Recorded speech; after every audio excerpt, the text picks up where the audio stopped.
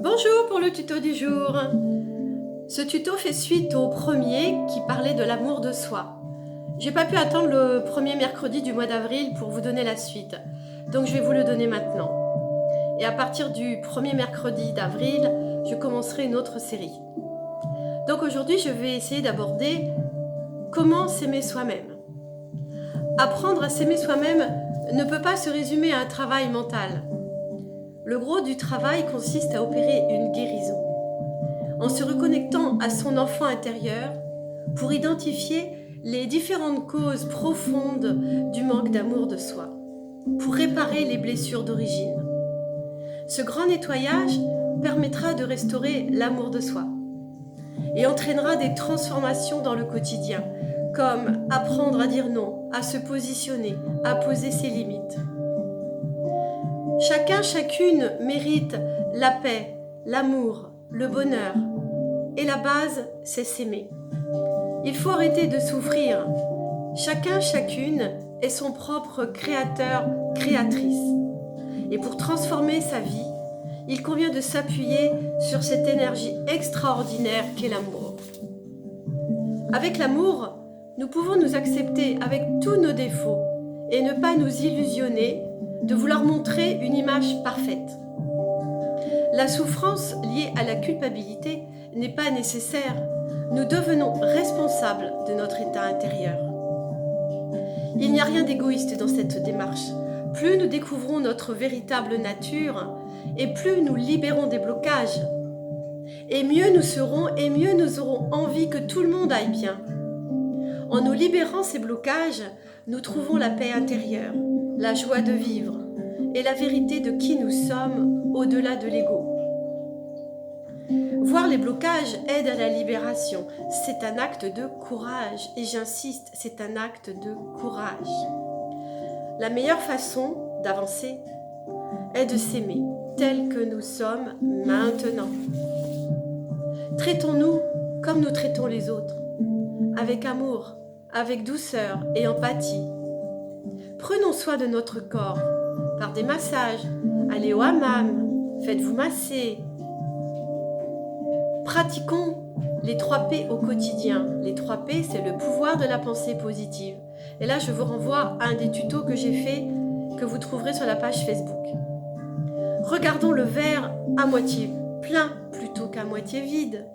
Et refusons la négativité, la toxicité, et ce dans tout ce qui nous entoure, aussi bien dans les relations humaines que dans l'environnement. L'éclairage, les sons. Entourons-nous de ce qui est beau et bon pour nous. Prenons du temps pour nous, par la lecture, les promenades, la méditation, la musique. Restons alignés et cultivons l'alignement terre, cœur, ciel. Sachons dire non et poser nos limites. Écoutons-nous, écoutons notre petite voix intérieure et allons au bout de nos rêves. Je vais vous proposer 3 exercices. Le premier, quelle qualité est-ce que j'ai ? Quelle qualité les autres me prêtent-ils ? Et pour ça, vous pouvez vous aider en faisant un petit questionnaire, en le soumettant à vos amis, aux personnes qui vous entourent, et vous serez surpris des retours que vous aurez. Et ça vous aidera à avoir une meilleure image de vous-même. Un deuxième exercice, vous prenez une feuille, vous faites 2 colonnes. Sur la première, à gauche, vous écrivez tout ce qui dans votre quotidien vous semble beau, bon, lumineux, tout ce qui vous fait du bien, tout ce que vous aimez. Et dans l'autre colonne, vous écrivez tout ce qui pour vous fait tache, fait ombre, tout ce que vous aimeriez voir disparaître ou transformer. Cette feuille, c'est vous, ça sera le reflet de vous-même. Et un 3e exercice, pas très facile. Dans un miroir le matin, souhaitez-vous une bonne journée, une belle journée, en affirmant à haute voix « J'ai confiance en moi et je me parle avec bienveillance. Je m'accepte tel que je suis et je m'aime. » Apprenez à vous aimer en vous regardant à travers les yeux et le cœur de ceux et celles qui vous aiment. Aimez-vous comme les autres vous aiment. parlez-vous avec de douceur. L'amour de soi est vital. Je vais citer Charlie Chaplin. Quand j'ai commencé à m'aimer, je me suis libérée de ce qui n'était pas bon pour ma santé. La nourriture, les gens, les choses, les situations et tout ce qui me tirait vers le bas est loin de moi, le fameux moi. Au début, j'appelais ça de l'égoïsme sain. Aujourd'hui, je sais que c'est l'amour de soi. L'amour de soi est une émotion, comme un arbre.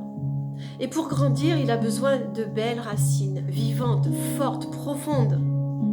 Chacun, chacune est responsable de son propre arbre, à travers ses choix de vie, à travers les personnes avec lesquelles il vit, à travers l'environnement dans lequel il a choisi de vivre, à travers ses relations, ses amis.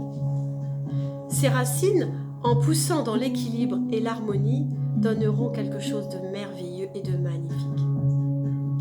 Pour être de plus en plus dans l'amour et pouvoir l'offrir de plus en plus aux autres autour de nous et donc à l'extérieur, il faut d'abord le trouver à l'intérieur de nous-mêmes. Je vais donc terminer par cette phrase d'Oscar Wilde. S'aimer soi-même, c'est se lancer dans une belle histoire d'amour qui durera toute la vie. Alors foncez, aimez-vous et rendez-vous au premier mercredi du mois d'avril. Au revoir et merci.